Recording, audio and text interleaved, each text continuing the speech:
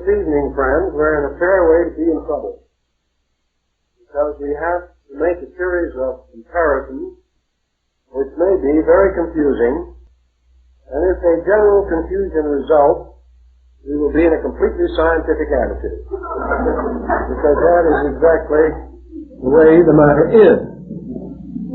We now come to somewhat of a parting of the ways between what we may term materialistic knowledge and the esoteric teachings of ancient peoples. We want to be a little careful, however, in evaluating not only this division or separation of concepts, but attempt to determine, if possible, whether this is really a division or whether it is an impact upon prejudiced viewpoints which makes reconciliation difficult without adequate thoughtfulness.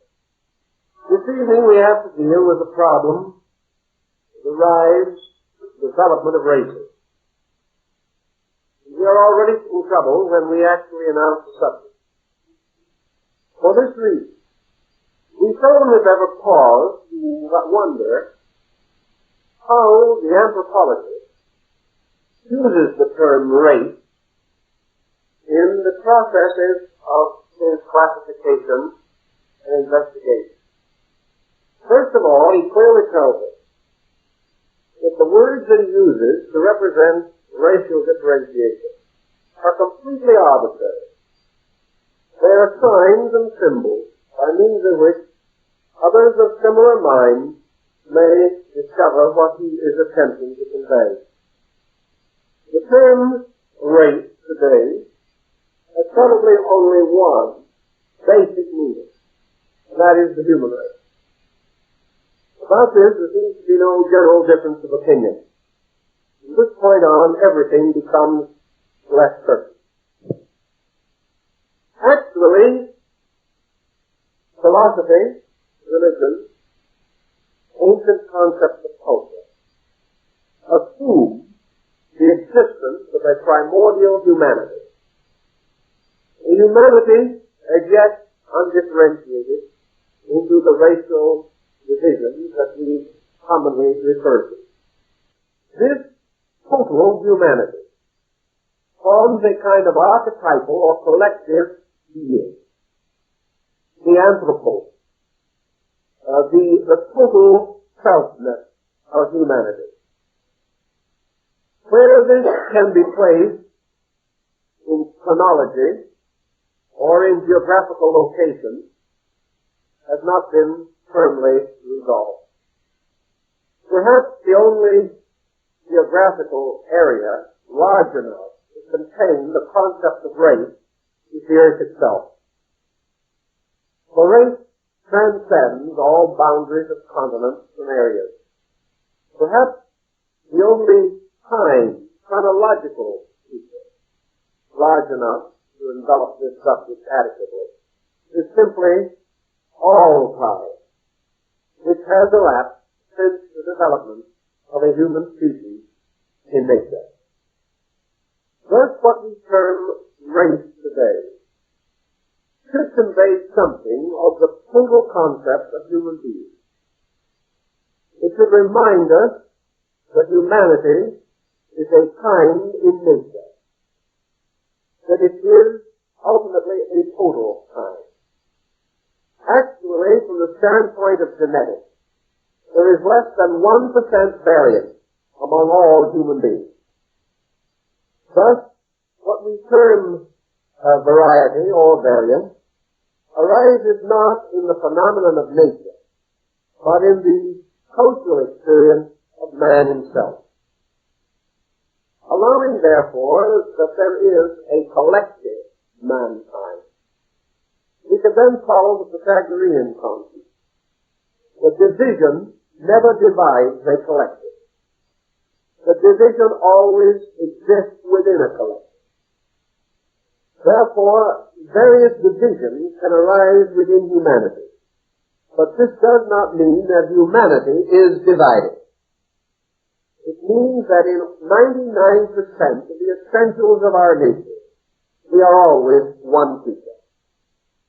And that this 1% becomes overly important to us, largely because of our interpretation and our addiction to things seen, rather than to things known, factually or philosophically. There is much to assume, therefore, at the beginning of our experience in person, that there was a common race. There is also much to tell us that this common race is no longer visible to us. It has ceased to be visible because it has been submerged, as far as its appearances are concerned, in the divisions which have arisen within it. This does not mean that this primordial race ceased. Rather, that this primordial race continues as the pure substance of things, and that from and within this substance an infinite diversification takes place. The ancient Aryan Hindus tell us that there was an ancient race, a race that preceded all known races. But this race vanished in the dawn of things. But this race was composed of beings that were to disappear into the life waves of their own descendants, or those that descended from them in terms of racial differentiation. That there must have been a hypothetical first race. We must assume there has to be a first of anything that has a beginning. But instead of imagining that this first is an individual or a group of individuals, the ancient Hindu scholars assumed that this first was the total self. That this first was a kind of vast architect's plan, a living plan, incorporated into substances, developing according to an almost incredible span of time and an almost infinite diversification. Thus the first race never dies, because there can be and never has been but one race. This race, however, passes from our recognition, passes from our phenomenal contact, because it is disappearing constantly into the structure of the races which are produced from it. This concept is not actually in variance with basic anthropological thinking. It may represent, however, an angle or approach to the subject which has not been given as much consideration as certain other subjects. I would say that the anthropologist today is more interested in discovering a unity than in realizing that it has always existed. Of course, he is unconsciously and instinctively admitting its existence, or he would not be able to search for it or believe that he could find it. Now, the next point that we have to bear in mind in this consideration is that in modern terms, in the terms of living people, anthropology deals only with things as they are now. It may attempt to extend certain of its reflections into causes rather of how than of why. It may also seek to extend itself into the future, to make its utilitarian contribution to the progress of culture. But essentially, the anthropologist, and for that matter, all of us, think in terms of the immediate. Therefore, our concept of man is our concept of man as he is now distributed about the earth, with the division, social, religious, cultural, racial, that we now recognize. Yet in arriving at such terms as we presently use, we should bear in mind the fact that these terms are geared only to the contemporary, and the anthropologist is the first person to admit this. realizes that he is not talking about all pride. He is talking about only those familiar parts of pride which are within his present examination. And he is using things as they are as a kind of symbol by means of which he hopes to clarify his primary end, namely cultural enlightenment on the subject of man, not of any particular man or group of men, but of man as a collective. If we assume for a moment that which he will have trouble in denying, that there was a common humanity. This common humanity is a kind of being, a person, growing up, very much as the human body develops. And within this human body of ours, there are an infinite number of parts. These parts, down to the smallest division, cellular structure, are still essential to the total concept of the human body. Therefore, the total body human of society is an entity or a unity composed of an infinite diversity of parts. Anthropology is concerned to a degree to determine if possible the basic reason for this diversity. Actually, he hasn't done too well, and he is among the first to realize that he has not done too well. It is hard for him to do as he would like to do, for the simple reason that the evidence necessary has been obliterated in the aeons of time that have already passed over, and about which we have no adequate record. Man began as a non-recording creature. Therefore, up to the time of the discovery of a method or means for the transmission of knowledge, we have no adequate continuity of account concerning that. We do have, as has been mentioned previously, two possible streams of evidence. One, tradition, legend, myth, lore, which have descended as part of the cultural heritage of mankind. The other is man's internal repository of intuition, of instinct, of the power to dream or to visualize. And modern psychology is beginning to recognize the re-emergence of the archaic or the ancient through the symbolic processes of human thinking. Thus, man has the whole story of his kind locked within himself. And this story of his kind he lives out every day of his existence. And the primary impulses and instincts which move him today derive from the primary instincts and impulses which primordially moved his kind. And we find these impulses now rather dramatically and dramatically expressed for us in terms of security, peace, fellowship, friendship, integrity, honor, and these subtle processes which arise within the individual. We must not, however, ever confuse the impulse of honor, for example, with the concept of the honorable. They are two entirely distinct things.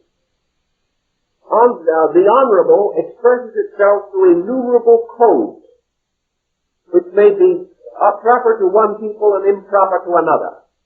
But the instinct to attain to certain levels of accepted conduct must be regarded as basic. At the same time that we proceed with this line of thinking, it is interesting to pause and consider something else, because there is no doubt in the world that the study of languages parallels very closely the study of mankind. In the first place, at some very remote time, man became vocally articulate. How he became so is again uncertain. Perhaps we have some key to it in the mimicry of certain birds and animals that copy other sounds and do so originally and primarily for purposes of survival, although this has no longer its original importance.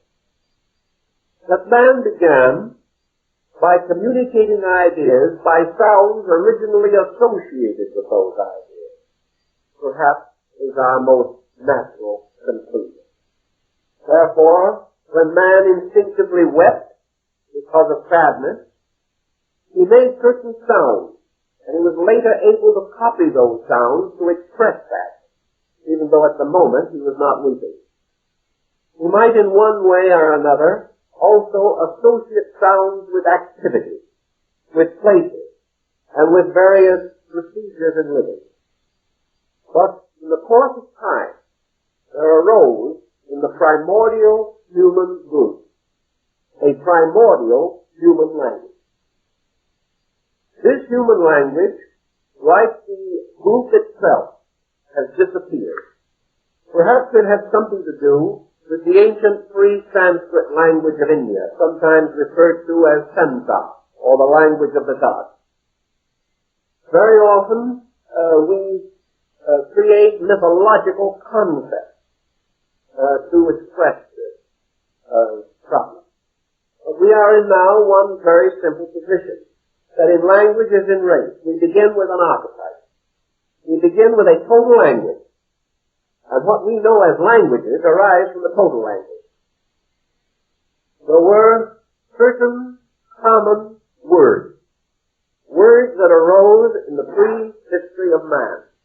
And out of these there came into existence an extremely flexible vocabulary, long before man had any written form whatsoever. Some may wonder just to what degree this vocabulary was universal. I think we probably will find that it was universal in its beginning, and like all other things in nature, drifts from a universal to a particular condition. In all probability, these primordial sounds, like certain primordial ideas which are distributed throughout mankind, arose from such simple natural phenomena that most people either held them in common or were able to recognize them when others made use of them. That this language should die, disappear, vanish from the face of the earth, is not reasonable or proper, any more than that the first race of men should vanish from the earth. What happened was that this language became submerged. It was submerged within and behind languages, so that we cannot actually say with certainty that any language spoken by man today was first, although almost all ancient cultures claim a certain priority for their own. Actually, the first language has disappeared into all others, just as the first race has vanished into all others. The proof of this, of course, lies in the most ancient and basic terms of words that we know. In old days, men made a great study of comparative words, and where they found the easiest and most available supply of these words was in religion. They found especially in the great ancient Sagic documents, in the great epics of their people, in their great scriptural writings, in their myths and legends, and possibly most essentially in the names of their deities, one very common source or common ground. Another very common and natural ground, as we might suspect, was the name of foods, various food elements. The names for most common and simple things, most anciently known, were the words that still survive hidden in the extensive vocabularies that have later developed. We think it is interesting to find, for instance, the name of a Greek deity, traceable in India, or the name of an Egyptian god, paralleled in America. We begin to think that the possibility is of migration that comes with it. Perhaps to a measure they do on a secondary level of later events. But primarily, these words are kind of root words from mother languages. They have passed through various modifications which the students of this subject can handle. But actually, we have evidence of a common spoken language. A language which may have been inadequate through the specialization of people, so that it vanished from our notice as specialization proceeded. and particular and special things required more and more attention. But in this specialization, attention being constantly turned to the new, the old was left pretty much alone. Therefore, it is in the oldest and most basic words that the common language is most easily traced. Although we cannot hope to restore it entirely, we know it was there, just as there was a common humanity that undoubtedly made use of it in the dawn of things.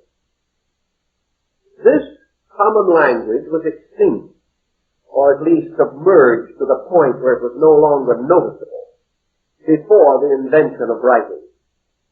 And also, we are possessed of very little knowledge of its sound, because no man has ever heard it. It was not spoken in historic times. And even had it been, we would not be able to be certain that it has descended to us. We have tried for many years to restore the Pythagorean lute, but we cannot do so because no one has ever heard it. The living person has not heard it, so he does not know arbitrarily what its sounds might be. We can follow the formulas used by such records as we know and attempt to reconstruct it, but we can never be certain that the tones we form are identical with those that Pythagoras created. We have no way of knowing because we cannot hear those sounds. Thus, so many things are dim and dark to us because we can no longer participate in them. But we have to consider them merely as hypothetical reconstructions. And this is the situation we are in, a very large part of our cultural problem. Also, we know human habits are rather interesting things. And today, for instance, when we speak of ancient people, we never, or practically never, speak in mind of anthropology or biological situations. When we say the ancient Greeks, we never begin in our mind to measure stones or anything of that nature, because the ancient Greek to us is a cultural entity, not a racial entity. A Greek is someone in a toga who said certain things, did certain things.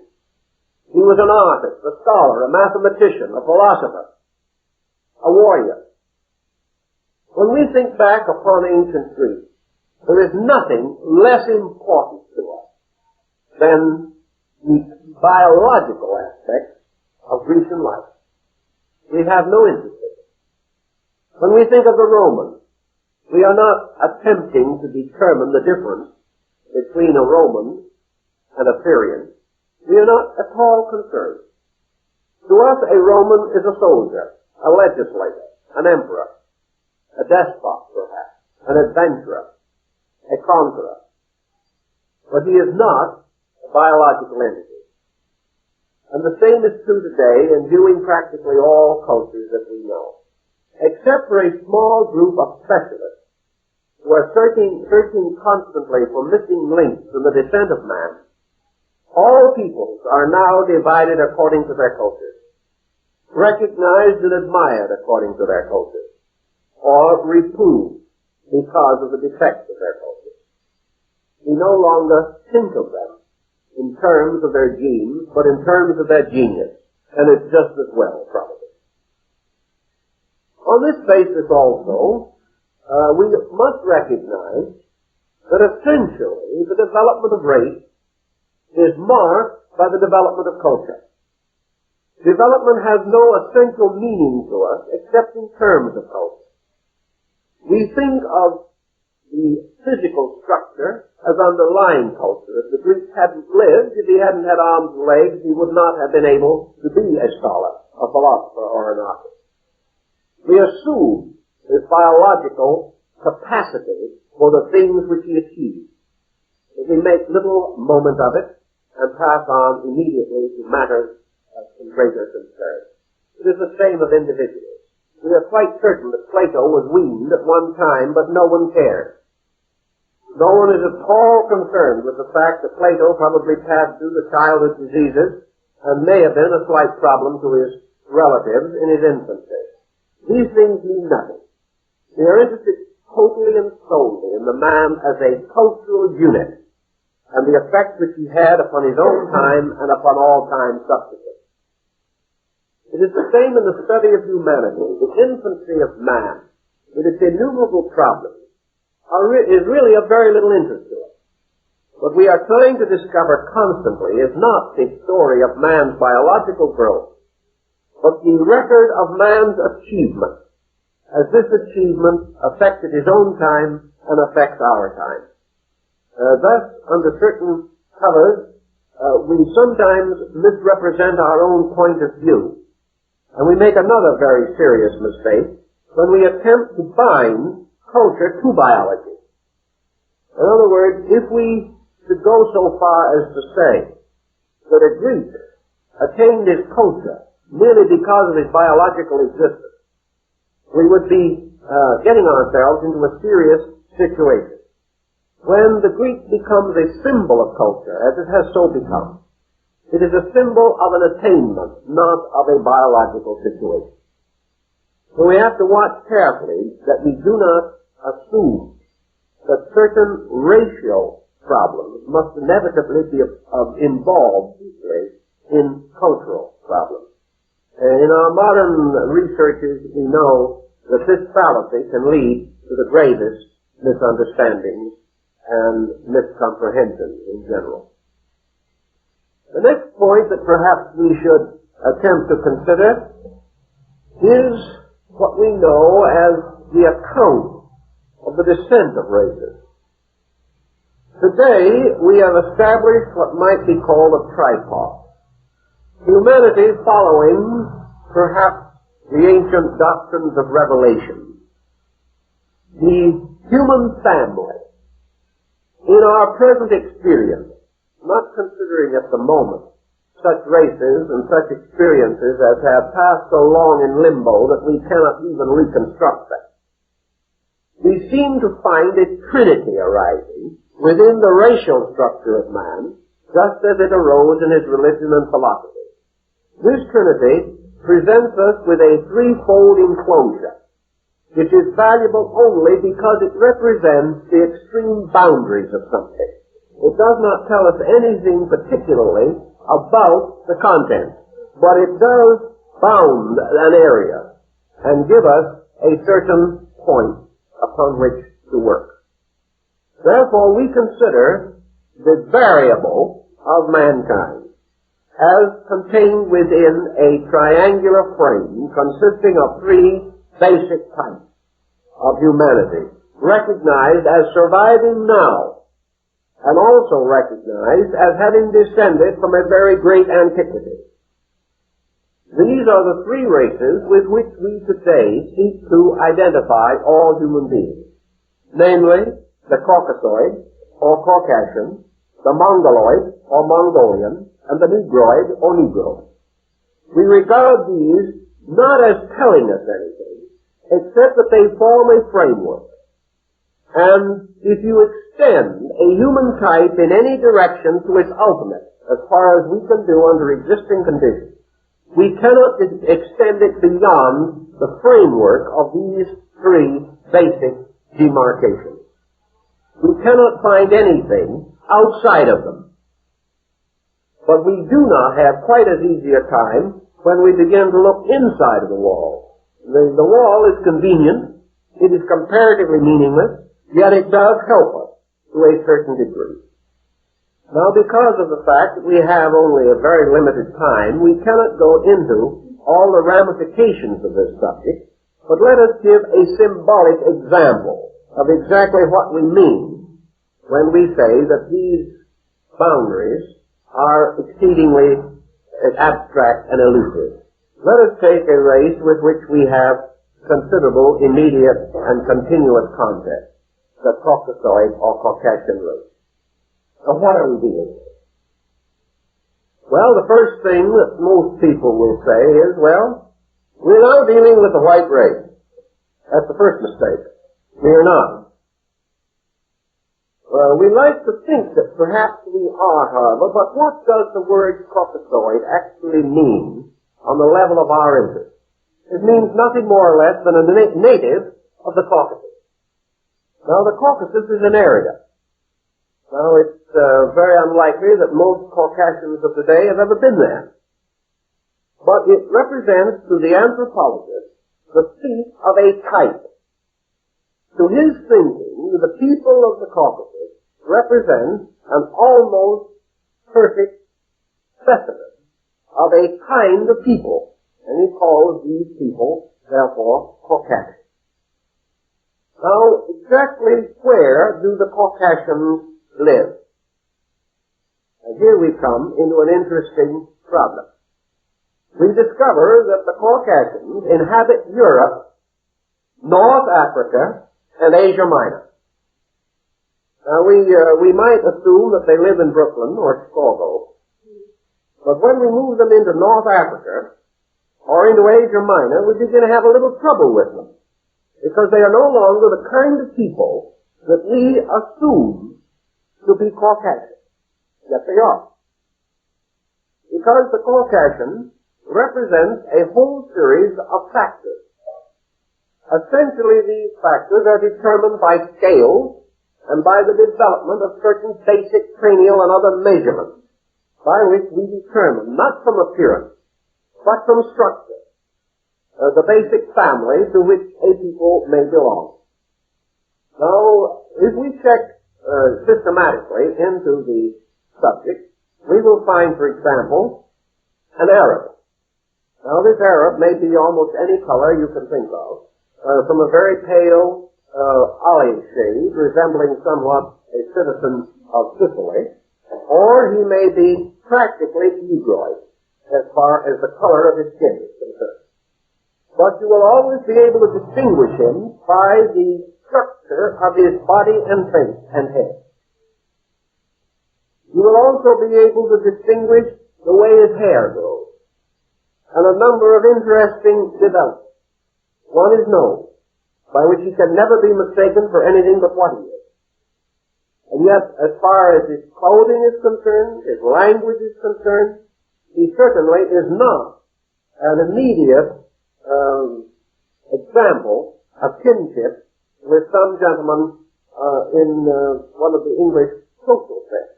He is not the same, but he is the same.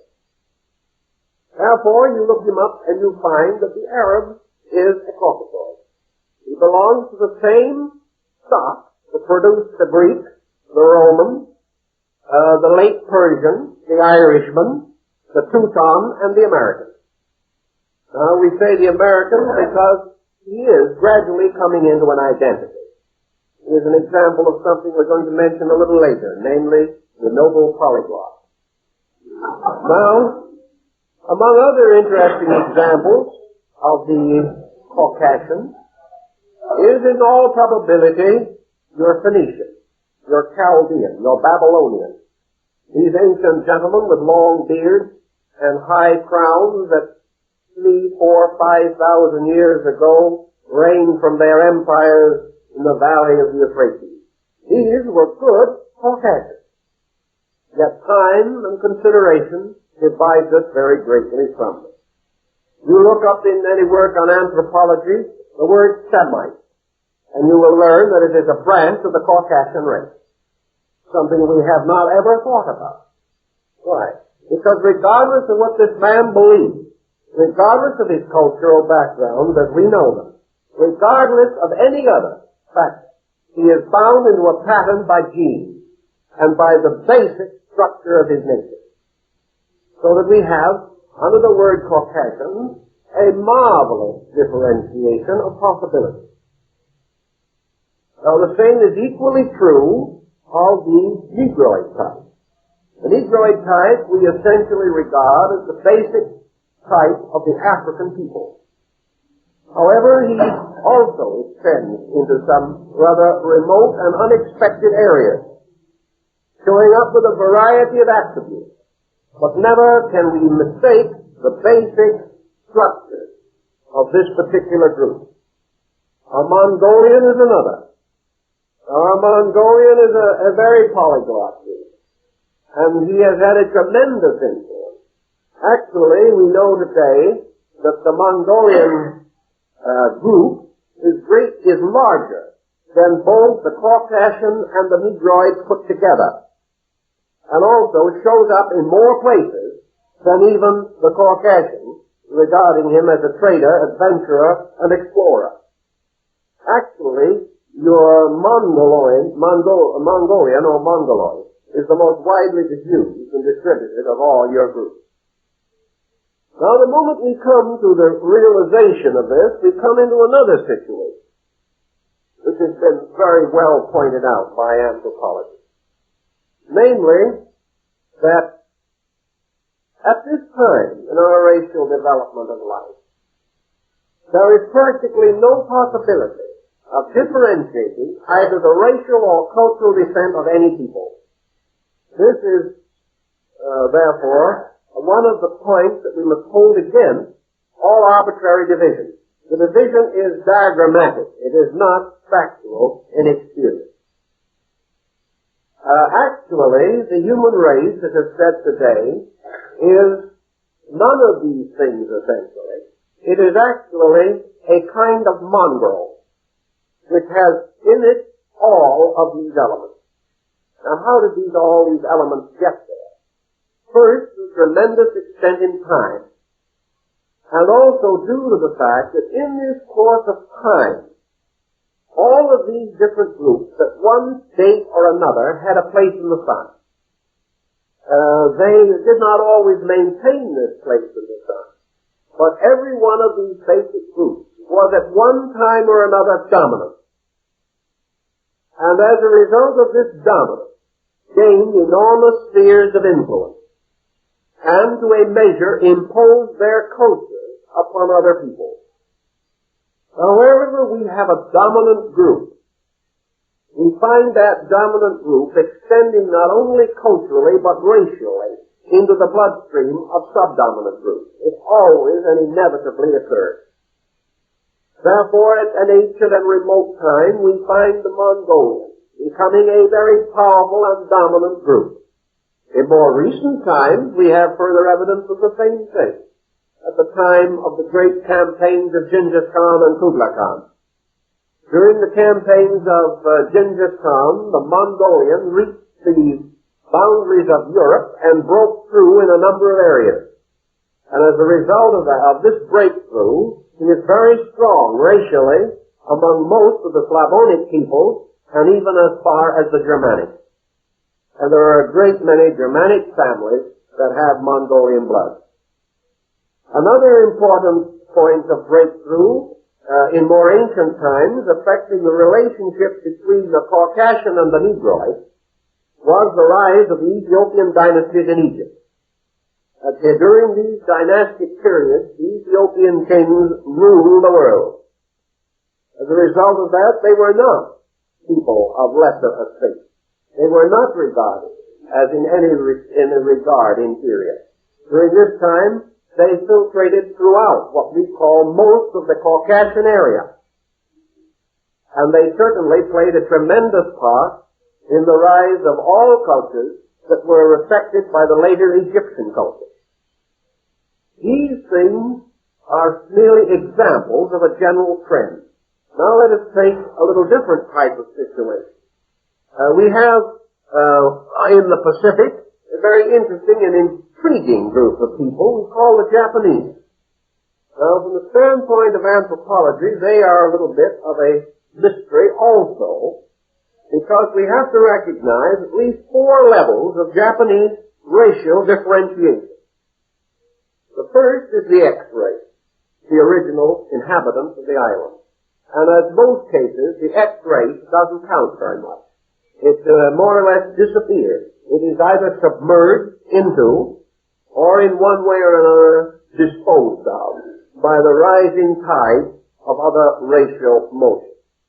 The second group that is still comparatively powerful in the Japanese area and contributed to the molding of what we call the modern Japanese was the Korean Manchurian racial division of the Mongolians. They contributed considerably to a certain Japanese essentially dominant of this characteristic. In addition to the Korean Manchurian, there was a direct motion from the purely Chinese Mongolian into this area, which is marked by another differentiation. Also in this case, essentially Mongolian. The third group comes from an entirely different basic cultural order and is called, usually, the Malaysian-Indonesian culture, which represents in many instances the small, slight body and the tremendous agility and grace and many of the psychological structures of these peoples, including the native faith, as it is called of Japan, Shintoism, which is strongly influenced by Indonesian and Malaysian culture. These people represent in turn a polyglot involving other factors, going back and back and back. So we now have a people that represents a coming together and combination of at least three racial and three major cultural trends imposed upon a primitive group. Now in your Indian situation, your East Indian situation, your anthropology is also rather complicated.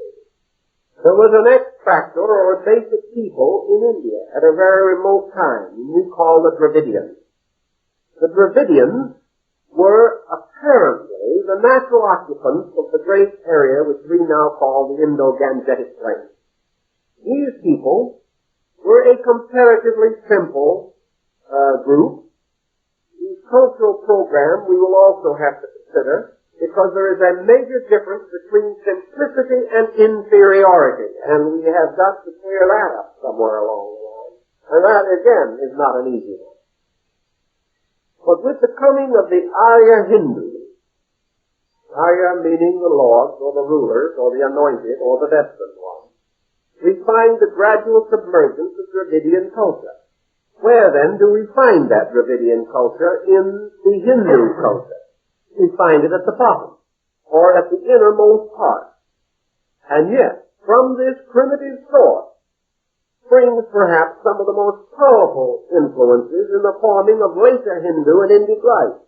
As for example, the tremendous binding ties between the Aryan and the Dravidian as found in the Rig Veda, which is the oldest of the great books of Indian law. Now, where the Aryans came from is again a matter of cultural problem. And here's one that we can't solve in terms of anthropology, because we can't come to any common ground with them. Actually, according to the Eastern theory, and these are the people involved, the Aryans came down originally from the Trans-Himalaya, or that area of India which lies south of the great Siberian stretch and north of the common country of India as we know it, in the area now largely the region of the Himalaya mountains. The high plateaus of these mountains are said to have originally been the home of a people, which because of the very environment in which they lived and because of the tremendous racial pressures within them, were a far more active people than those living south in a more tropical climate, and gradually, in extending their power downward, they conquered or dominated the entire area and finally forced the Dravidians either to accept them or to run before them, which some did, and took their final refuge on the island of Ceylon. All this tremendous picture represents tribes of ancient people. Whether this occurred, as the East Indian believes, perhaps 1 million years ago, or whether it occurred 50 or 100,000 years ago, the legend, the lore, the tradition seems to make certain that it did occur or exist. But if we go back now to our anthropological viewpoint, and of course, let us face it, we can't reconcile it. Because if you look up Aryan in modern anthropology, you will gain an answer that you might not expect to solve. Namely, that the Aryan is one of the divisions of the Caucasian race.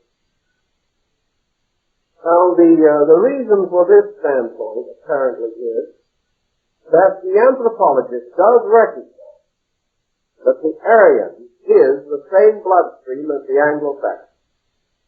But although he is on the opposite side of the world, that he wears a turban, he is still one of us.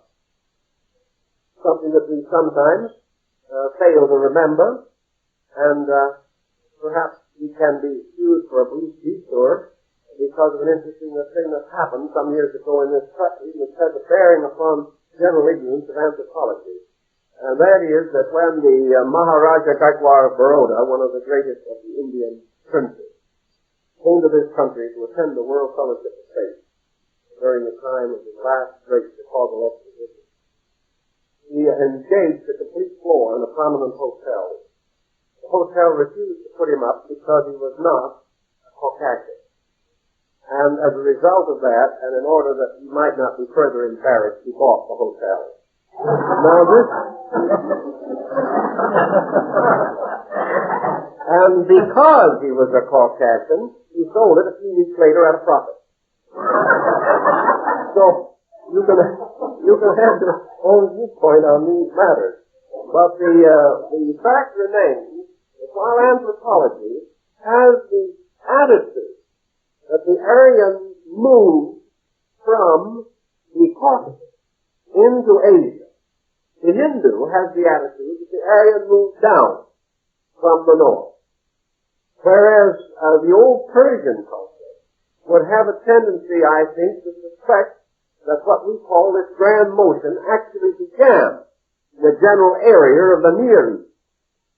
So that Persian culture would probably come a little nearer to agreeing with modern anthropology than would the more ancient Hindu culture. But here, out of this, we have only been doing all these ramblings for one essential purpose, namely to point out that nearly all of the boundaries which we have set up, by which we can arbitrarily distinguish between people, these boundaries are boundaries of words. They are also boundaries of ideas not thought through, or not enlightened by available general information. They represent, therefore, to some degree, a limitation of perspective. And with this recognition, the anthropologist of today is ever less willing to commit himself on any of these subjects. He is afraid of words, for the reason that nearly all these words have become semantically unsound, and therefore fail to convey the principles which he wishes to convey. Actually, as he says, it is relatively impossible to differentiate today any culture and associate it exclusively with a race. Culture is far more democratic than structure, and it has cut through structure on almost every front where development has taken place. So as we have identified the possibility of one race gradually individualizing within itself according to certain great universal laws, a triad of basic racial processes, we may also assume, without any particular basis of being inaccurate or unscientific, one basic language breaking gradually into a triad of basic languages which begin to emerge. And finally, one basic culture which gradually breaks up into a triad of culture groups, so that this entire process begins and develops upon a 1-3 formula. And this formula is to be traced and is traceable in almost every part of our cultural world. So now we want to pass for a moment to the cultural phase of this emergence of racial groups and things of that nature. And the next problem then that comes to us is the effort to determine relative advance in culture. Because essentially, we think of evolution as evolution in culture. We do not think of it as evolution in race. One reason being that evolution or change in culture is within historic records. Therefore, we may observe at least historic records. Whereas evolution in race is so vast and incredible a procedure that any amount of it that we can bring within comprehension is too small a fragment to be representative of any certain indication. In order to have any concept of evolution and race, clear concept, we would have to be able to examine the clear and certain records of at least 500,000 or 1 million years. This we cannot do. But we observe that cultures move more rapidly. Therefore, we are able to do more with them. And we must not be deceived by what we consider to be surviving aboriginal racial groups. Aboriginal groups as we know them today are far removed from the original, even though we are inclined to compare them with other groups and doubt their superiority, or at least doubt their ability to survive adequately in the general culture of prevailing times. So what is the basis by which we shall determine culture? Now culture, I do not necessarily mean a refinement. We speak of persons of culture. This is not the usage which I wish to make of it. I wish to use it in the terms of the cultural pattern by which people live. Those who attain harmonious adjustment with their cultural pattern are termed culture. But the pattern is far more ancient and more basic. There is no doubt in the world that the basic cultural pattern, it's like the basic language and the basic race, has been submerged, still lies at the root of all culture groups, and forms the beginning, the seed, from which all the differentiated cultures of man arise. These cultures are therefore variations upon a theme, and the theme itself remains essentially unchanged. In determining culture, then, we have also another problem, namely the effort to determine the status of the individual by his culture and the status of the culture by the individual. Therefore, we like to say a primitive individual and a primitive culture. And we would feel in a very unhappy situation if we found a truly primitive individual who did not have a primitive culture, but had some other kind. This would be considered an anomaly and would be hard to understand. Dr. Margaret Mead, who has been one of the most interesting and prominent of modern anthropologists, has come to a number of very interesting findings on the subject of basic culture. The difference between simplicity and ignorance. The difference between basic culture and unfolded culture. Also, the essential difference between culture and decadence. And these things are terribly important in determining the growth and development of the human race. We realize in some mysterious way that life is a motion from childhood or childishness through maturity and on again to childlikeness. We have an essential instinctive realization that value is simple. And it is that which is not valuable that is complex. On that basis, we have to approach the simple person with a little different attitude from that with which we are commonly aware. The first point is that true knowledge is actually the knowledge of what to do now. This becomes a tremendously essential factor in knowledge. Another form or phase of knowledge is that it is the ability, the intellectual resource necessary to fulfill the purpose for living. Outside of this essential pattern, there is a great deal of exaggerated knowledge, much of which is essential foolishness in disguise.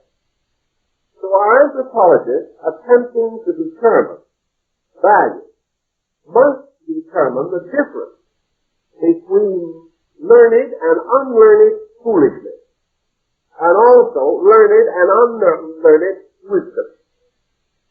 Because culture is essential value, not assumed value. And an anthropologist would say definitely that the fact that man makes a satellite to go around the moon, around the earth, has nothing to do with culture, and does not advance him culturally one iota. But when man ends juvenile delinquency, he has made a major step forward in culture. That an individual is rich has nothing to do with culture. The fact that that individual has a harmonious home in which there is no argument or infidelity, that is culture. That an individual shall be successful, advancing his own purposes, has nothing to do with culture.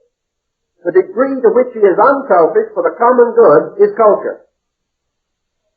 Now these are the differences. Therefore, it is quite possible for a Hottentot to be on a high platform of culture and a highly educated so-called Caucasian on a low level of culture. How are we going to determine culture? Well, you can argue this point for a long while and come up with a variety of solutions. Dr. Mead, in her researches among a group of people in the island of New Guinea, a little isolated group of about 1,500 families, discovered that these primitive people had as part of their essential cultural platform a very simple fact, namely, that in the family, the general tendency has been to forget the father, to make him independent too soon of responsibility for the child. So according to their philosophy of life, the father is held equally responsible for the development of the child before and after birth, and must perform constant ritual until the child is 5 years old in order that this child shall have a proper maturity. As a result of that, the father works as hard as the mother, psychologically and religiously, through prayer, through fasting, through service, through keeping an equal watchfulness with the mother, taking every possible part in the life of that child, washing it, dressing it, doing everything that the mother does for 5 years, in order that that father shall always have the realization that he played a great part in the life of that child. The result is, they have a certain problem in their social system which they have solved and we have not. Namely, the recognition of the importance of both parents and absolutely no competition. No competition in the home, says the old priest of that tribe, means no crime among the children. Now, what shall we say about his culture platform? Shall we say that we can compare that with a Smith, to the graduate of Oxford or Cambridge? What is culture? That is the question the anthropologist must answer, and it's not nearly as easy as you think. It finally leads him to the inevitable conclusion that culture is non-comparative.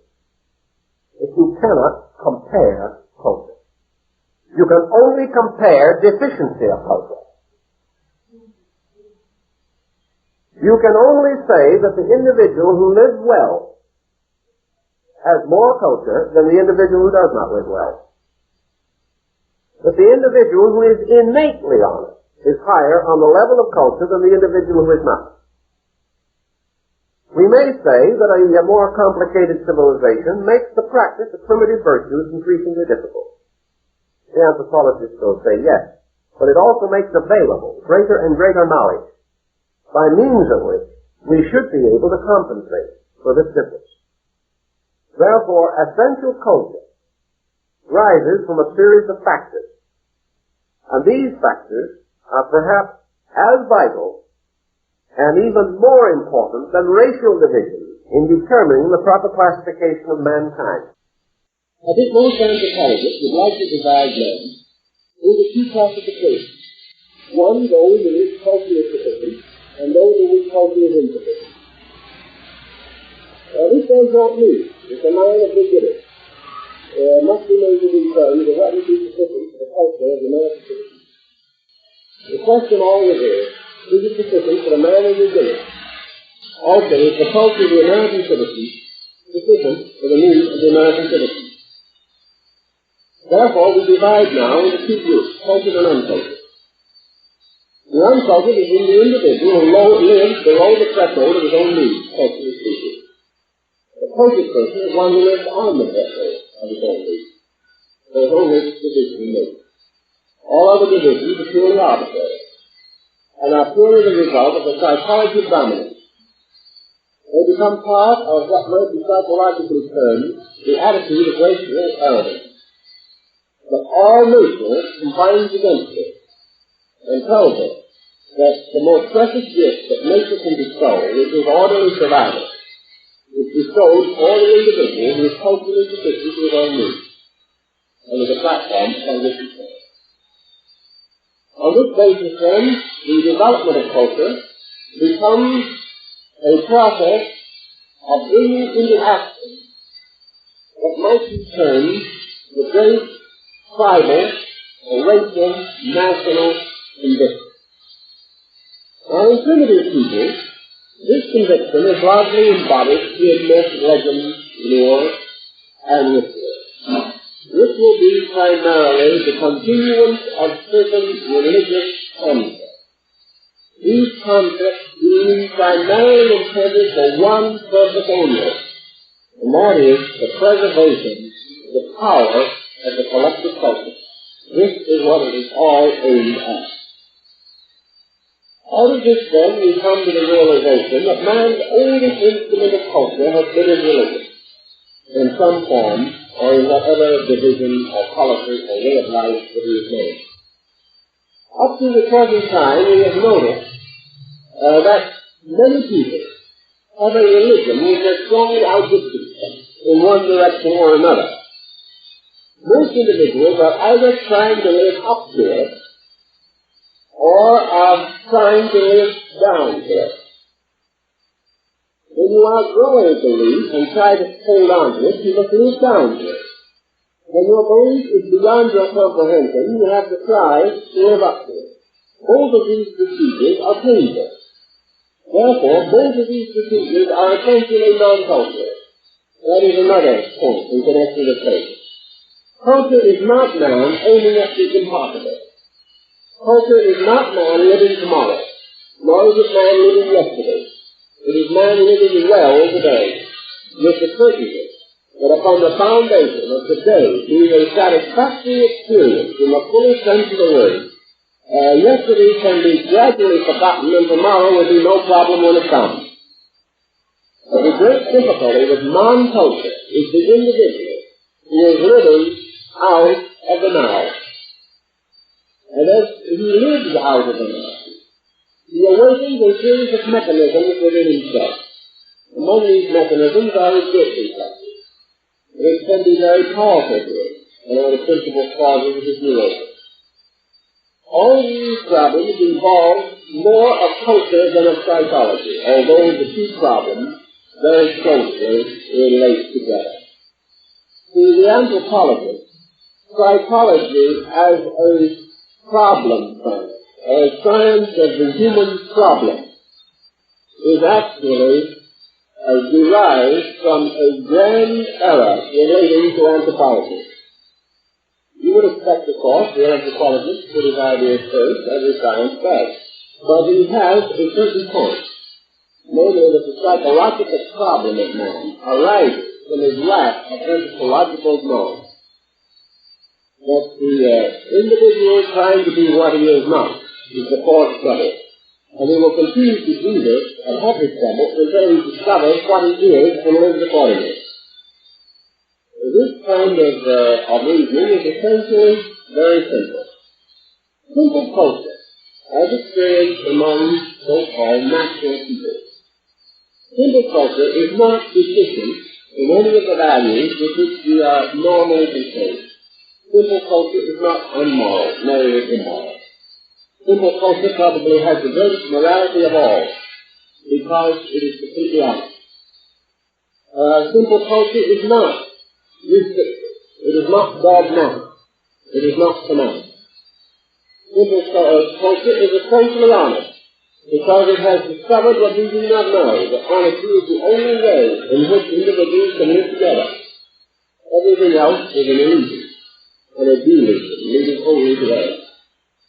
So we have what might be termed basic ethics arising from anthropological social forces. Man's great experience has been to get along with them. And those who have achieved this harmonious have learned certain essential lessons. And these essential lessons form culture.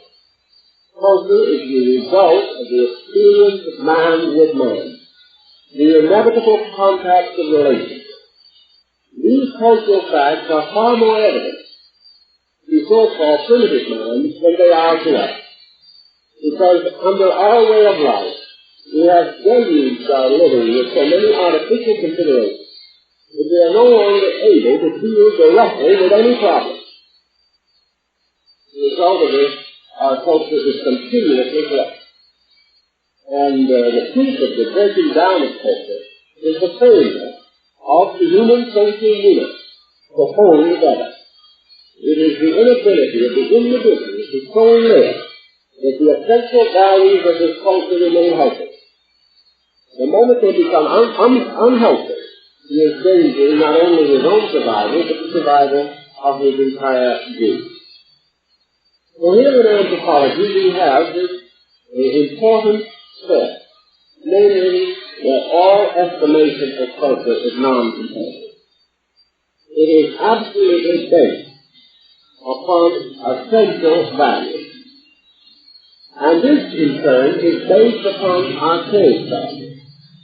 If you go back through, for instance, your great religious systems of the world, it is astonishing how closely the ethics and morality of these faiths correspond. It is also amazing in the degree that these in turn are identical with the basic beliefs of those primitive people who have never yet emerged into the structure of great social or religious institutions. The American Indians, wandering in small bands on the plains of our southwest, had just as clear insight into essential values as is to be found in the codes of Justinian, Moses, or Hammurabi. He had learned something that we do not realize, namely that culture is imposed upon man by the universe. That in certain essential things men must follow or obey. That their relationships are invariably subject to certain pressures.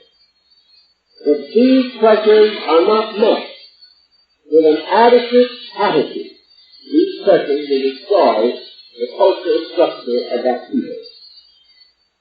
So behind all of our faith lies certain simple experience discoveries, made possible by the fact that we are a common people, and that as a common people we never have had but one religion.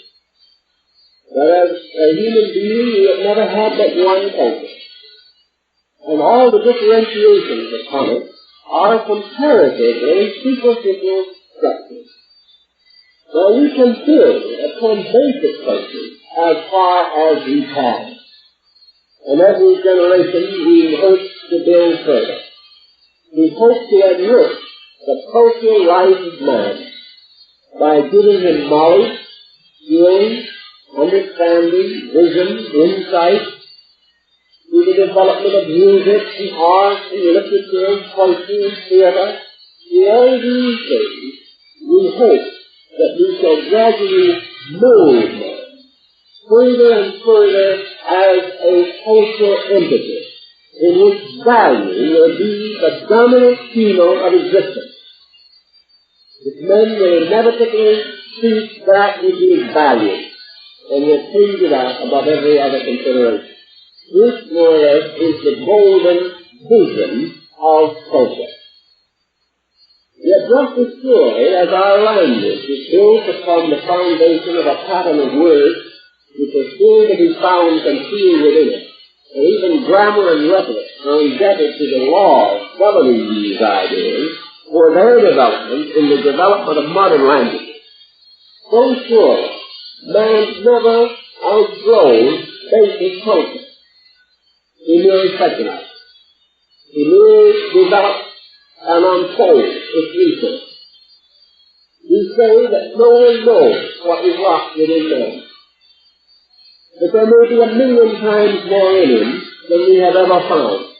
Yet whatever is in him because of the total nature of himself.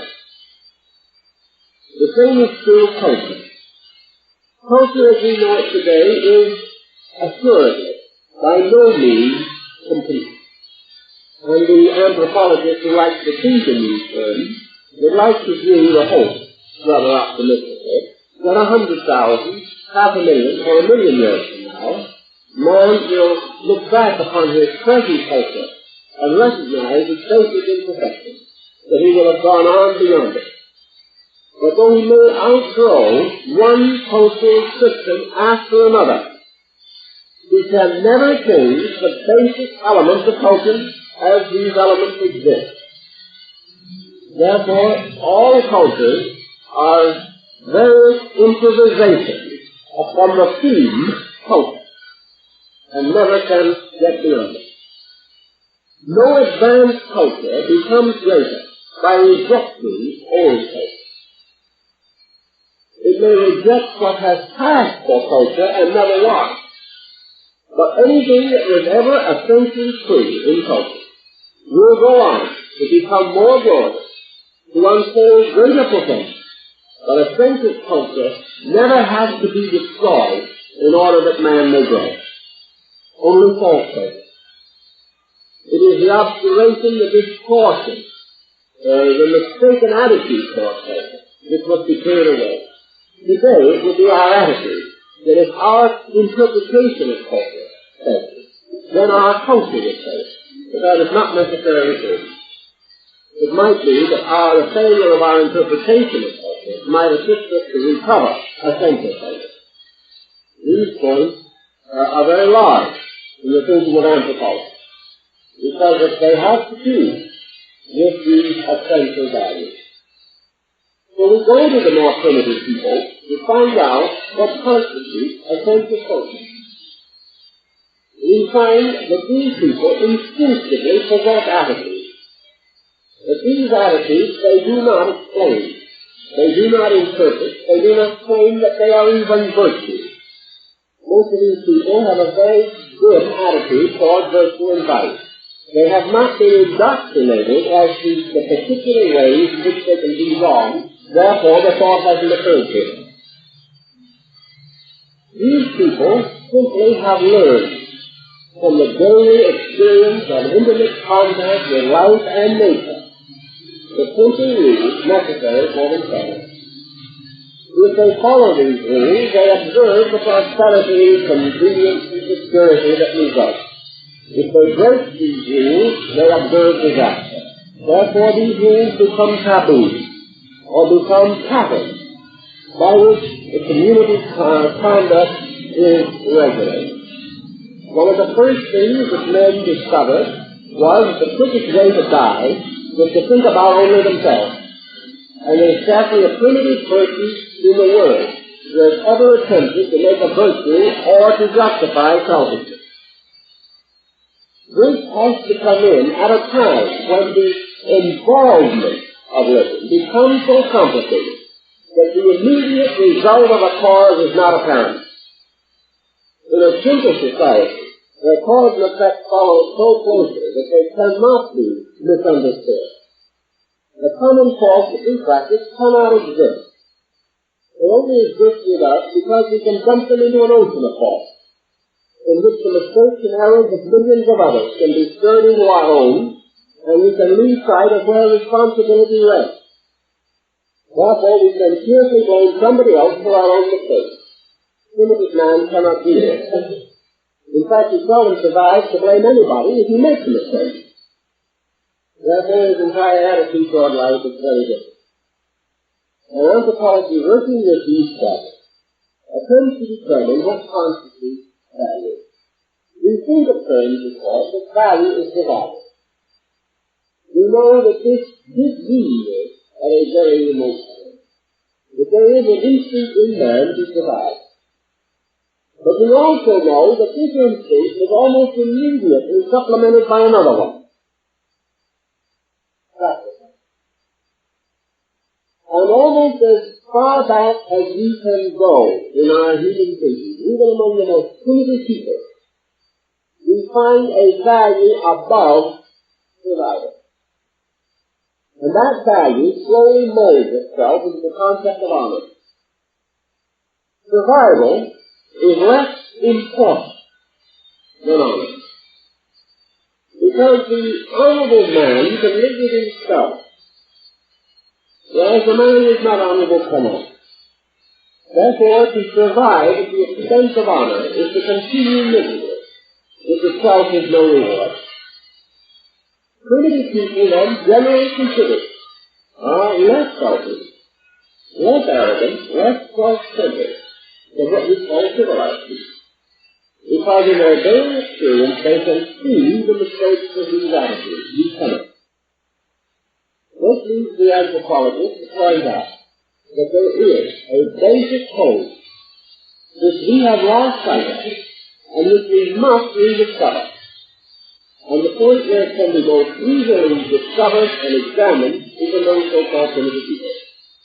Thus are tremendously increasing interest in them, because they represent a level of value which we have so completely obscured that it is no longer acceptable to us. Now, in continuing our problem of race and language and religion, we come to a very important episode in the development of human life. And that was the gradual unfolding of what we would term spoken language in the written form. We do not actually know who invented writing. We are feeling, however, that it belongs to a gradual unfoldment in pictographic and hieroglyphical forms of ancient law. We know that at a remote time, man began to devise symbols. But these symbols were largely diagrammatic, crudely made representations of objects. And that for a long time we have no skill whatever in creating unfolded word forms. We could not put writing. We could only regard them as objects. And in his effort to transmit abstract ideas, we find himself in the beginning most unhappily restricted.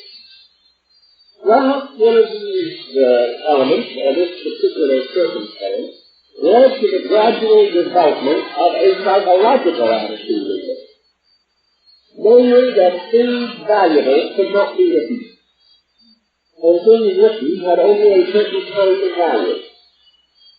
Certainly we know that from the very early time, matters which had to do with spirit, with soul, with God, with the great principles of things, were never written. We also know that in those times later, the men symbolically began to associate bodies with life energy, which they did. That it was customary for them not to write these bodies, but only to have them figuratively in their own minds to be inserted in the writing by the reader himself. This was one of the peculiarities of the very early Hebraic writers. We also know that the effort to bring words to life resulted in a gradual change from a hieroglyphical or pictorial form to the hieratic form, and a gradual increase in language change by making these symbols equivalent to sounds rather than to things. The natural division of these sounds, as Landau attempts to show us in the development of his concept of the Maya language, these sounds probably originally were the names of the things pictorially represented. Therefore, the sound for a picture was at least the beginning of the name of the thing for which the picture represented. It was then, however, discovered that by putting several pictures together and using their sounds, other concepts, which had no pictorial equivalent, could be transmitted. And in Egypt, this became most commonly associated with proper names, in which by placing the script in a cartouche, they were read no longer as symbols, but as syllables. This was an introduction and an example of man's searching for written form. With the rising of written form, a very interesting thing took place in the anthropology of man. We say there was nothing that was more important to man in the discovery of writing. We just loved to glamorize that magnificent event. But when we gained it, we lost it. Whenever we gain anything in this world, we lose it. The thing that we lost, very largely, was the trained acuteness memory, which previously we had been endowed in order to idea. We lost the intimacy of the great storyteller. We lost the bard. We lost the ancient and valued ancestor. You could communicate his language and his thoughts only directly to other persons by speech. We began to create a new anthropological world in which knowledge was divided from people and became a matter of being recorded on stone, tablets of wax, papyrus, parchment, or paper. Thus knowledge suddenly was told, like the medium on which it was placed. We lost a dimension of transmission. Perhaps that's one of the reasons why today we have an instinctive love of fear. It's because it has something to do with the living transmission of ideas. Something went sour in the development of written words. It was the living inflection.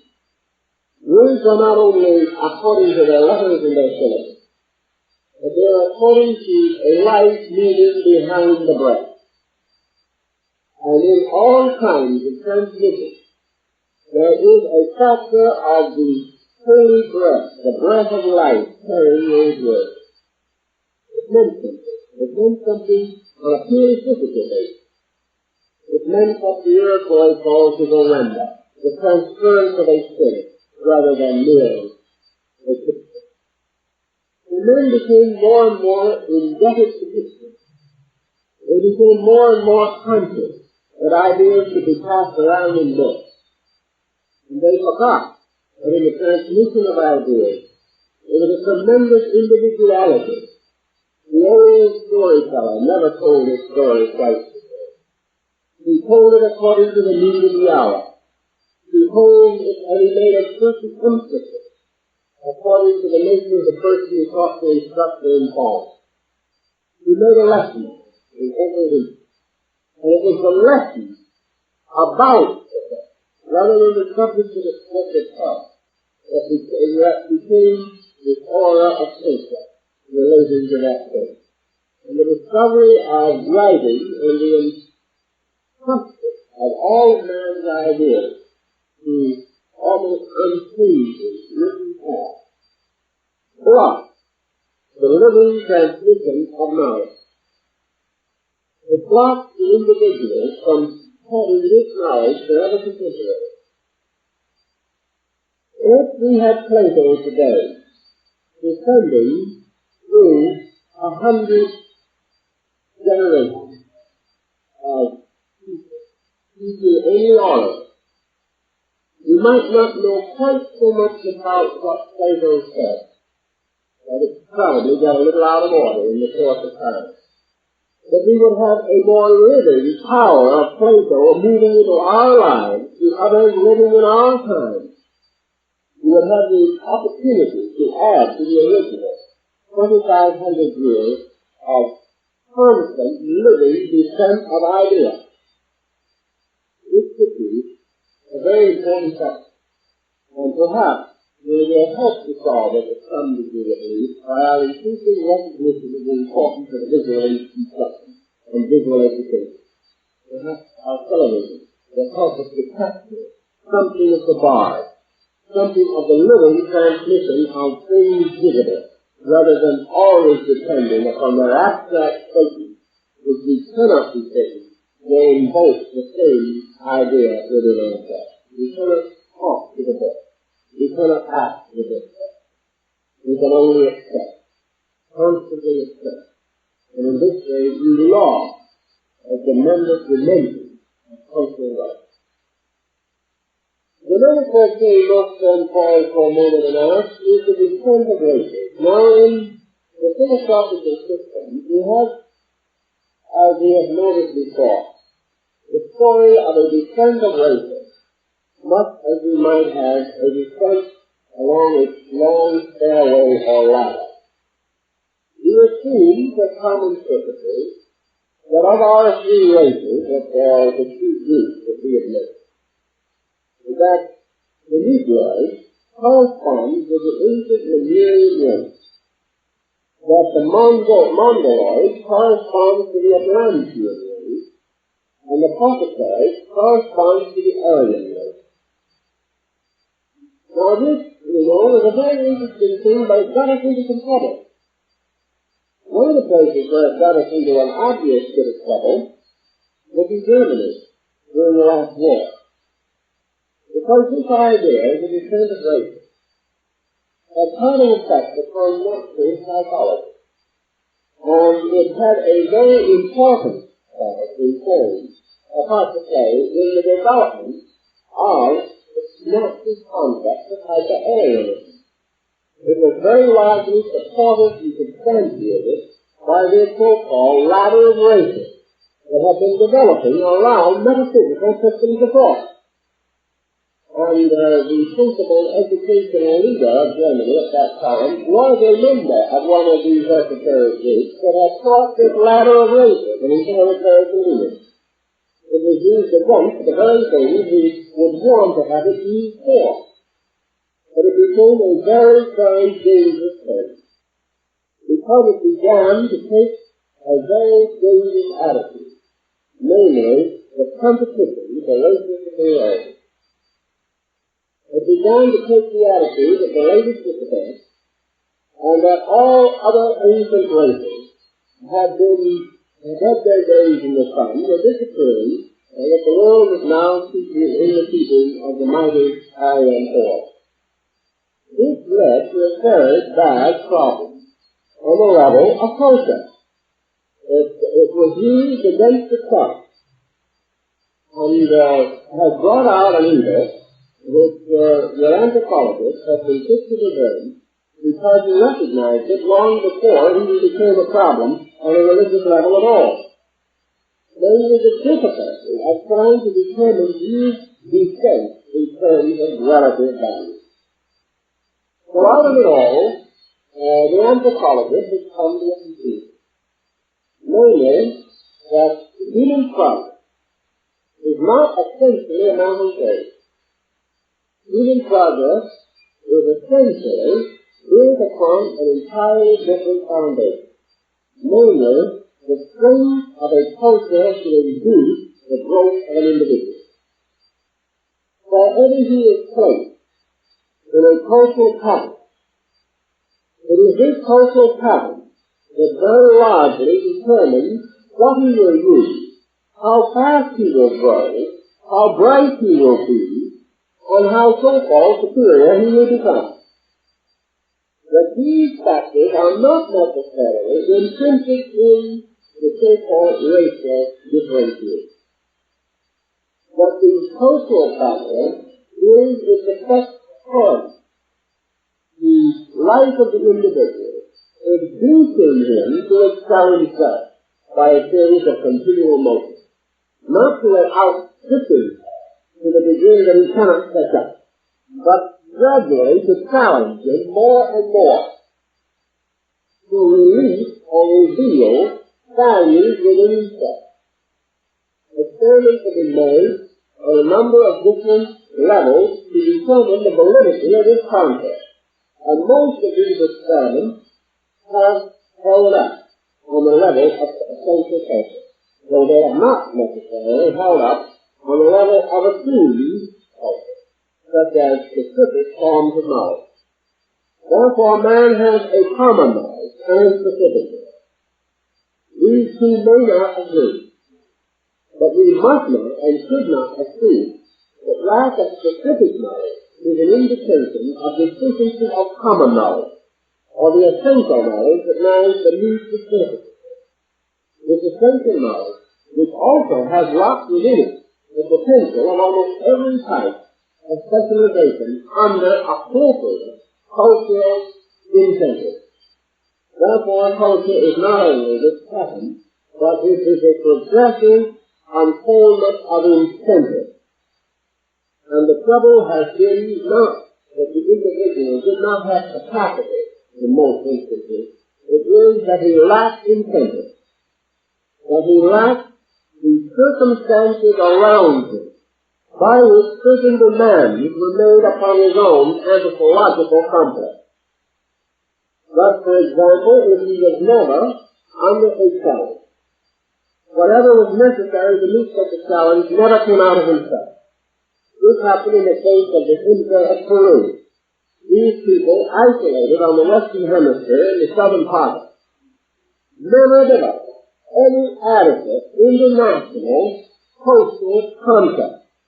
They had no idea of anybody but themselves, because they had never seen anything or anyone except these native groups that were not even on their level of culture at that time.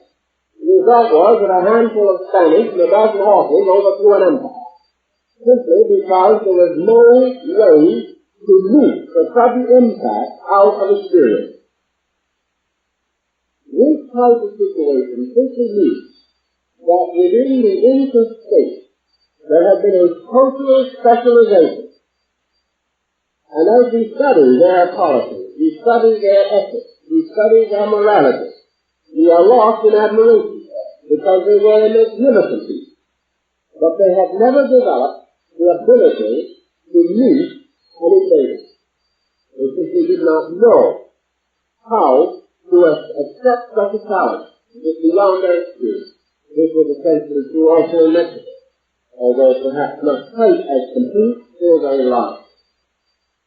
So that we have cultures only developing according to certain conditions. These conditions begin to bring in outside elements which we have to consider. These include environment, locality, isolation or proximity to other people. The culture of islands is very different from the culture of continents. Also, you will recognize that your great cultural motions have always arisen in your largest areas of land. Because in these enormous areas you have variety of demand. You also have proximity of a variety of neighboring circumstances and conditions. Therefore, we learn as a basic principle that culture advances most rapidly in a polyglot society, inasmuch as it presents greater talent. But this does not necessarily mean that all motion within a polyglot is culture or is advanced. Not only is culture or advanced by which advancement is actually attained on a cultural level. But we do observe that the great racial motion, the great religious motion, the great language motion, all begin on large land areas. Because here you have a comparatively complicated way of life early forced upon the individual. Now we will also point out that this forcing of a way of life of one culture group upon another has produced stress. And out of this stress there is most trouble. So we might say, as the persons have said to me, that if they were all by themselves they could get along all right. The great rub is not to get in trouble and still have other people around. Thus, in your development of culture, you see a primary problem emerging. And this primary problem has resulted in the bloody history which we know as that of mankind. The problem of eternal conflict. Yet essentially, this conflict is non-cultural, and every factor involved in it has always known this, but has not known what to do with it. This also means that gradually your cultural motions have to reintegrate. And this is what your anthropologist is hoping to see happen. He is hoping that he will not live to see it occur, but may live to see a few more symptoms of it appear. That man begins to recognize the need of a conscious reuniting of his resources, no longer by arbitration or by arbitrary decision, but out of experience, which is true culture. Thus, real peace is a cultural goal, because it can only be achieved by cultural means, and it can only be achieved by the individual attaining individual maturity, which is cultural integrity. There are laws and patterns which appear about the surfaces of these fields, and you investigate them. And we are trying merely to summarize certain broad themes of this particular class. And therefore, taking a culture as it stands today, and taking your three great racial groups, so-called arbitrarily, your boundaries of racial variability, recognizing that all of these groups have cultural history, which may be regarded as a series of ups and downs, which it has been all the way along. Let us recognize that this cultural pattern of each of these groups has much more in it as subjective psychology than we realize. That the so-called primitive groups are really very old groups, and that the reason why we regard them as primitive is because their important discoveries were made perhaps before the dawn of history. That they have an amazing maturity in them. One of the most completely mature human beings that I have ever known is a Navajo Indian medicine. He is a completely mature person. He had the maturity with nothing to take from him. He had the dignity of nature, not of man. He was completely lacking in all. He never needed to use words of more than one or two syllables, because he knew the right one in his own language. And just as the words of Jesus seldom exceed two syllables, and yet within them is more wisdom than in great books, so the simple, natural directness of this man was a magnificent unfoldment of a true wisdom, coming from an isolated, arid region, where apparently there was no opportunity for it. For a great infinity that existed for ages immemorial. So we cannot be too hasty in assuming that this group or that group lacks faith, or lacks the capacity. These people, perhaps some of them, lack the capacity to be necessary, because of the simple directness. It would take generations of involvement in the psychosis before they would be sufficiently abnormal to be happy with our way of life. But their simple values and their definition of value which becomes a major point for us to look at. And all these things, therefore, particularly, arise out of cultural generality. And with every race and nation that's on the earth today, that are long and illustrious cultural history, much of which is totally unknown to their own people, much of which is culturally unrecognized by their own people. Just as surely as the culture of Greece and India is almost totally unrecognized by two-thirds of the Caucasian race. It does not mean it is there. modern anthropologists are taking more and more the attitude that it is perfectly possible to assume that every human being on earth today, arising from a heterogeneous set, that the average person having anywhere from 5 to 25 racial genes in his system, and almost impossible that a completely pure example of any race can be found, regardless of what we believe, whether it takes place Anglo-Saxon or Teutonic. There is no genealogy of any European family available today more than 1,200 years old. Beyond that, there's legends, and there have been some manufacturing. But actually, in fact, using this eternity, the average individual could not get up today and tell you the actual racial identity of his grandparents 5 generations removed. He couldn't, but he isn't good. Therefore, as these cultural genes have mingled in the biological descent through the genes, we are in no position to say that there is any human being on the earth today, other than one diseased or in some way abnormal, in whose nature the possibility of important cultural growth is not to be found. We cannot say that the person is good. Nor can we say honestly that anything is totally limited by the cultural pattern of the dominant race with which he is now identified. Because we have no way of knowing to what degree that race is already mingled with the other, producing an anthropological capacity for culture. We have no way of knowing.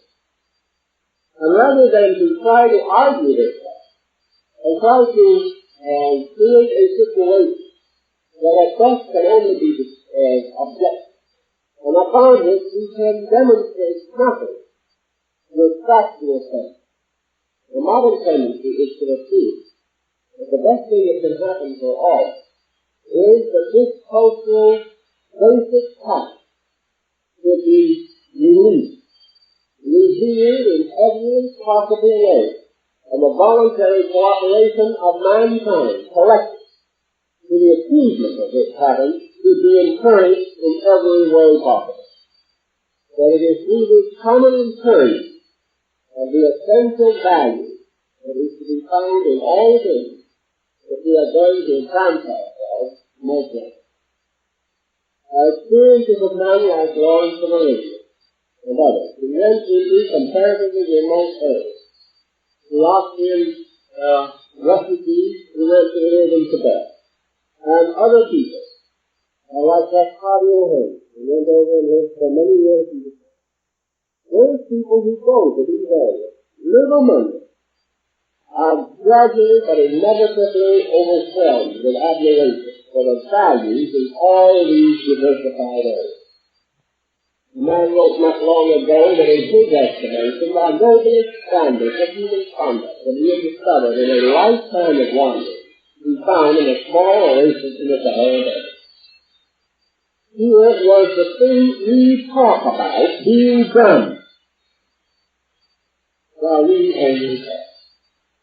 So that culture, from an anthropological standpoint, is the encouragement of recognition, the importance of building upon achievement, and to recognize that achievement transcends race, inasmuch as achievement arises almost always from the polyglot, which has itself biologically transcended race.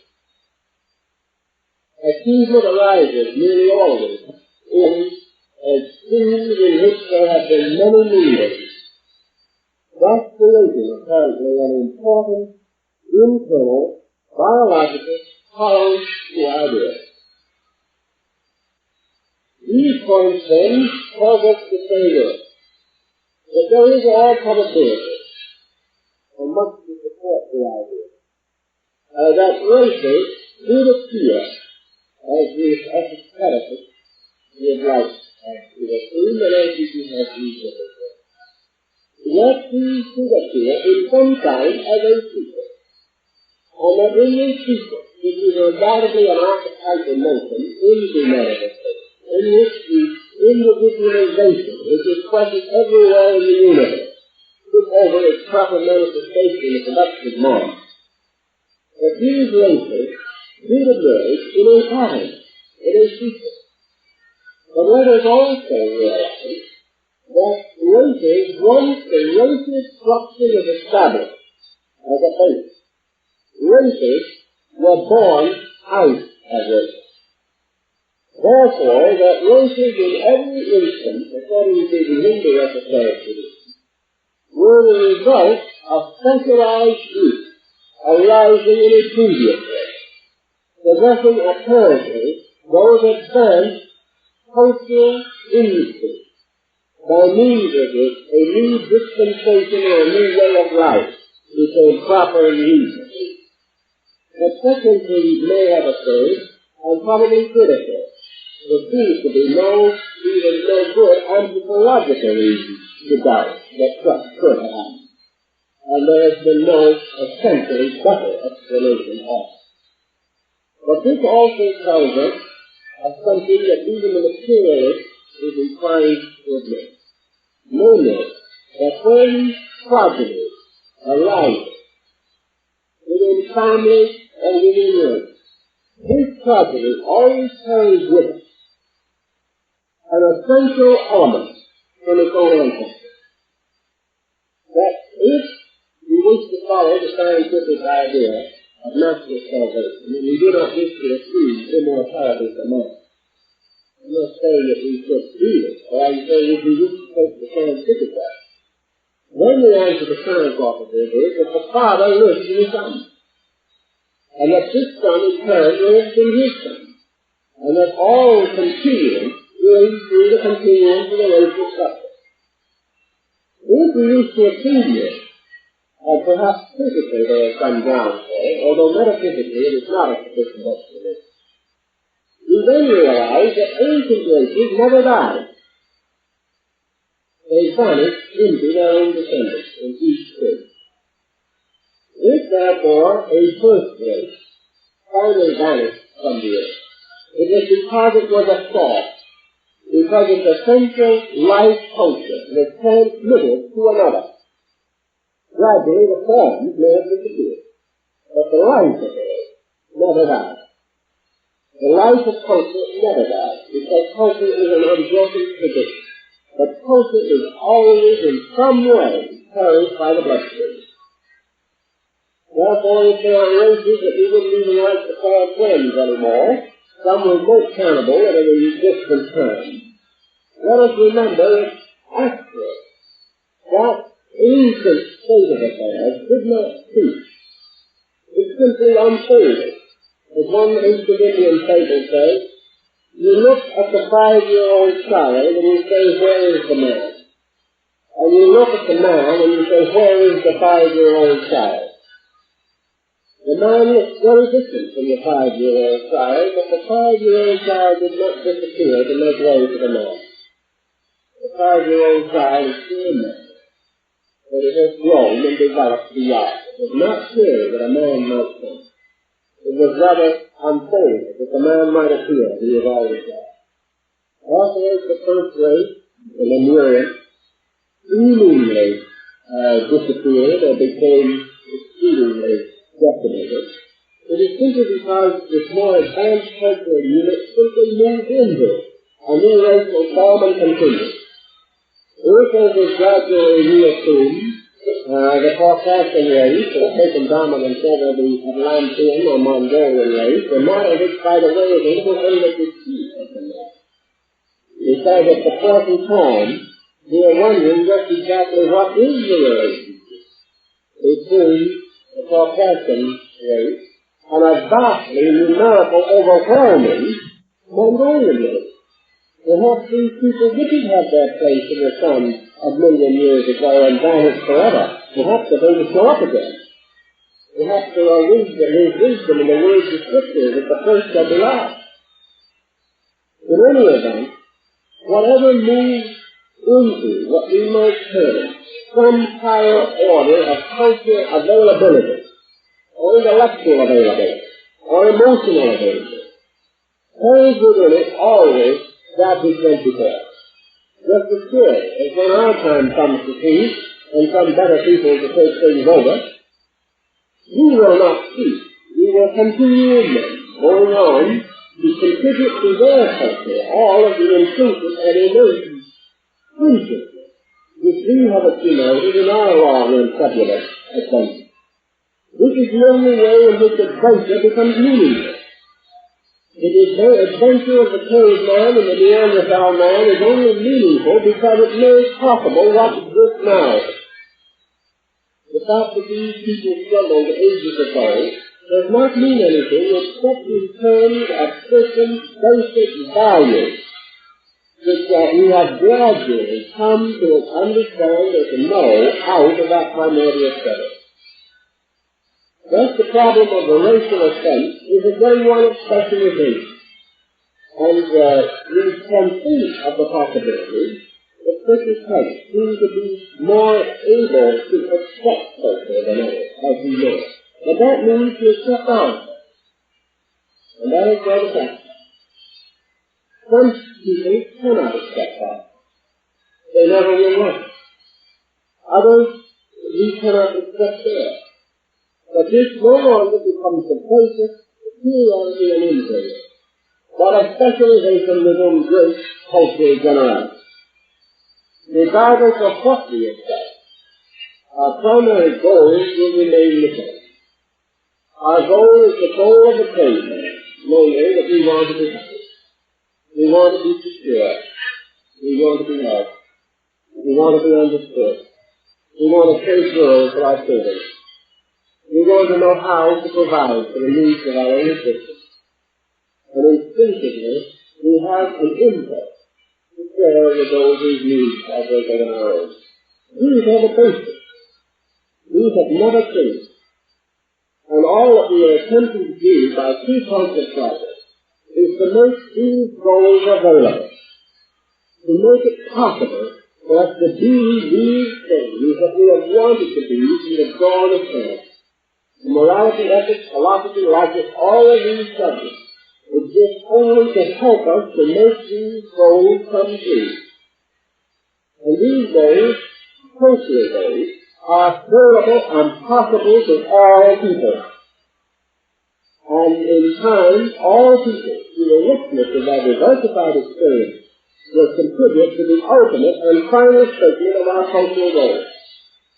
Our music, our art, our literature. These things cut through all artificial social groups and bring us into a common humanity. To understand this, to serve it wisely, and to develop with understanding the solution to our own culture needs. These things together constitute, seems to me, one of my most qualified the subject of anthropology. And so now you have to stop and go on next week.